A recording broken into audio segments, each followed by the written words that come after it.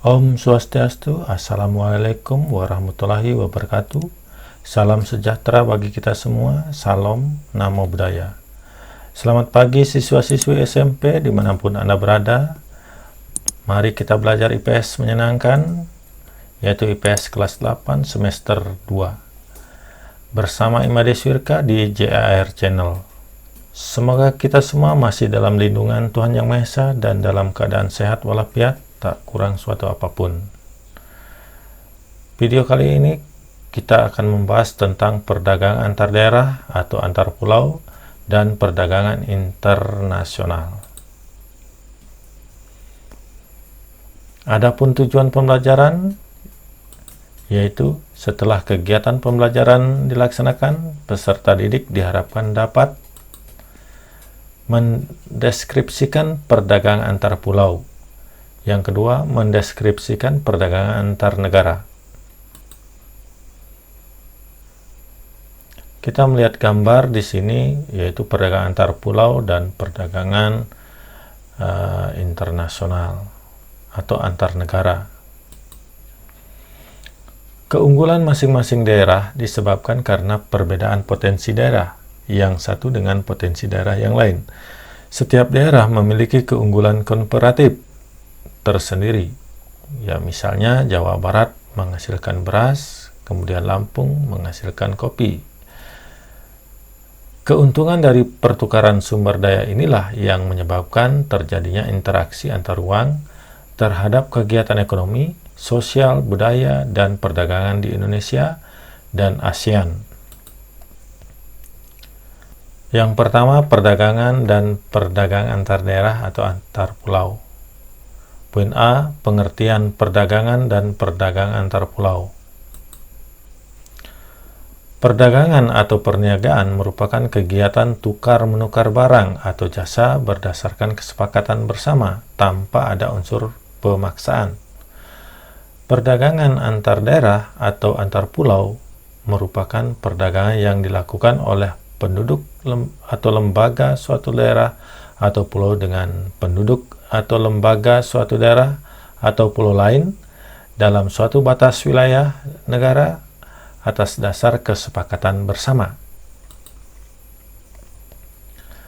Poin B, tujuan perdagangan antar pulau.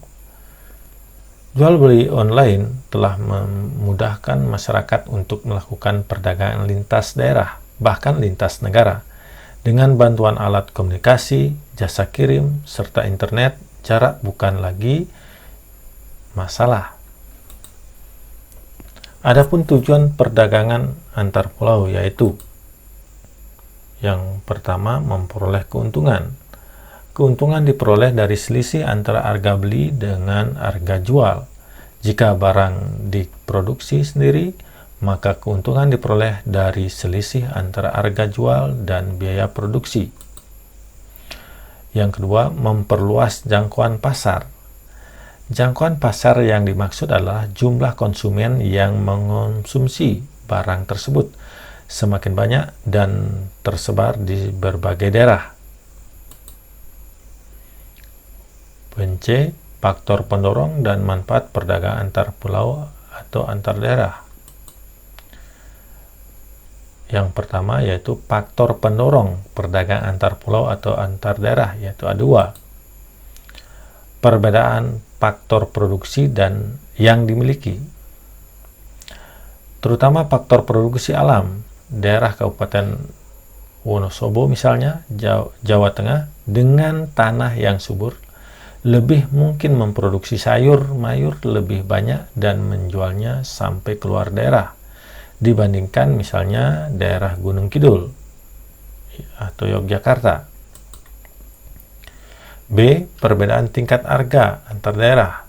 Contohnya, di daerah yang kaya akan buah durian, harga durian pasti lebih murah dari daerah lain yang hanya sedikit memiliki pohon penghasil durian. Hal ini juga akan mendorong adanya perdagangan antar daerah. Yang kedua, yaitu manfaat perdagangan antar pulau atau antar daerah, yaitu ada 3. Yang pertama, menyediakan alternatif alat pemuas kebutuhan bagi konsumen. Perbedaan kandungan alam serta perbedaan produk antar daerah akan menyebabkan barang hasil produksi pun berbeda. Dengan adanya perdagangan antar daerah atau antar pulau, konsumen dapat menikmati produk yang tidak diproduksi di tempat tinggalnya. B. Meningkatkan produktivitas. Pemasaran produk yang makin meluas akan menyebabkan permintaan atau pemesanan terhadap produk menjadi meningkat. Hal ini akan mendorong produsen meningkatkan produksi sehingga meningkatkan produktivitas. C. Memperluas kesempatan kerja bagi masyarakat.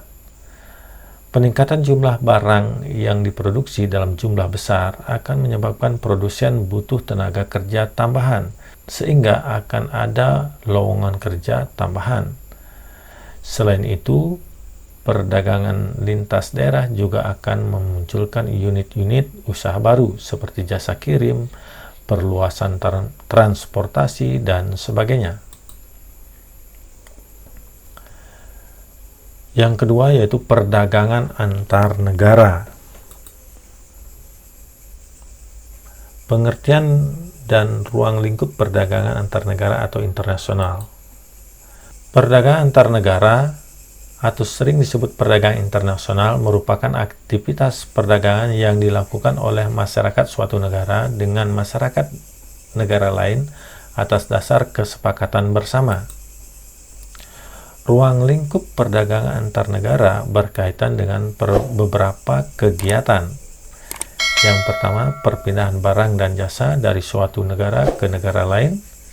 2. Perpindahan modal melalui investasi asing dari luar negeri ke dalam negeri. Yang ketiga, perpindahan tenaga kerja dari suatu negara ke negara lain. Yang keempat, perpindahan teknologi dengan mendirikan pabrik-pabrik di negara lain. Yang kelima, penyampaian informasi tentang kepastian adanya bahan baku dan pangsa pasar. B. Aktivitas perdagangan antar negara, yaitu ada dua, yaitu ekspor dan impor. Yang pertama yaitu ekspor. Ekspor merupakan kegiatan menjual barang atau produk ke luar negeri. Ekspor dilakukan oleh seseorang atau badan. Pelaku ekspor ini disebut eksportir. Tujuan utama kegiatan ekspor adalah untuk memperoleh keuntungan. Barang yang diekspor akan dibayar oleh pihak pembeli dengan alat pembayaran berupa mata uang asing atau mata uang luar negeri seperti dolar. Yang kedua yaitu impor. Impor merupakan kegiatan membeli barang dari luar negeri. Seseorang atau badan yang melakukan impor disebut importir. Seorang importir membayar barang yang ia beli dengan mata uang asing. Importir dapat menukarkan uang rupiah mereka dengan mata uang asing di bank dalam negeri, selanjutnya digunakan untuk membayar barang yang diimpor. Barang-barang yang diimpor oleh Indonesia terdiri dari dua macam, yaitu migas dan non-migas. Kelompok migas antara lain minyak tanah, bensin, solar, dan LPG. Sedangkan kelompok non-migas antara lain karet, kopi, ikan, kayu lapis, kelapa sawit, serta barang tambang non-migas seperti nikel dan batu bara. C. Kebijakan pemerintah untuk mendorong ekspor ada 4. Yang pertama, memberi kemudahan kepada produsen barang ekspor. Kebijakan yang mendukung peningkatan ekspor antara lain berupa kemudahan mengurus perizinan serta memberikan fasilitas kepada produsen barang ekspor. Fasilitas dapat berupa pemberian bantuan teknologi, pelatihan inovasi produk, bantuan kredit dengan bunga rendah. Hal ini akan menjadikan produsen menjadi semangat untuk memproduksi. Harga faktor produksi yang murah dapat menurunkan harga jual sehingga dapat meningkatkan daya saing perusahaan. Yang kedua, menjaga kestabilan nilai tukar rupiah. Kestabilan nilai tukar rupiah sangat penting bagi eksportir karena nilai tukar rupiah yang stabil terhadap mata uang asing akan mempermudah para eksportir untuk menghitung biaya produksi. Dengan kepastian nilai rupiah, para eksportir lebih mudah dalam menentukan harga produknya di pasar internasional. Keadaan ini akan mengurangi tingkat keraguan eksportir untuk melakukan ekspor pada produk mereka. Yang ketiga, membuat perjanjian dagang internasional. Perjanjian ini mencakup kesediaan masing-masing negara untuk menjadi pembeli atau penjual suatu barang, sehingga masing-masing negara memperoleh keuntungan. Penjual atau eksportir mempunyai pasar dengan perlindungan istimewa dari perjanjian tersebut. Selain itu, pembeli juga dapat mempunyai penjual yang telah memenuhi kriteria sesuai perjanjian. Dan yang keempat, meningkatkan promosi. Pelaksanaan promosi dapat berupa kegiatan pameran dagang, festival olahraga, seni, maupun kegiatan lainnya yang dapat berfungsi sebagai promosi. Pemerintah dapat menangani promosi dan pusat informasi dagang di luar negeri. Contohnya, kantor-kantor pusat promosi dagang Indonesia atau Indonesia Trade Promotion Center atau ITPC yang mengusahakan agar produk-produk Indonesia dikenal di luar negeri. Yang kedua, faktor pendorong ekspor. Itu ada 3. Yang pertama, keadaan pasar luar negeri. Berdasar besar atau kecilnya permintaan dan penawaran dari berbagai negara dapat mempengaruhi harga di pasar dunia. Apabila permintaan di pasar dunia lebih banyak daripada penawaran, maka harga cenderung naik. Sebaliknya, apabila penawaran lebih banyak dari permintaan, maka harga cenderung turun. Keadaan ini akan mempengaruhi para eksportir untuk meningkatkan atau menurunkan ekspornya. Yang kedua, keulatan eksportir untuk menangkap peluang pasar. Seorang eksportir harus pandai menangkap dan memanfaatkan peluang pasar. Dengan kepandaian tersebut, mereka dapat memperoleh wilayah pemasaran yang luas. Oleh karena itu, para eksportir harus ahli di bidang strategi pemasaran. Yang ketiga, kondisi sosial, ekonomi, politik suatu negara. Ketika ada ketidakstabilan pada salah satu bidang, maka bidang lain akan mempengaruhi. Contohnya, negara tujuan ekspor sedang mengalami kerusuhan politik berupa perang antar suku.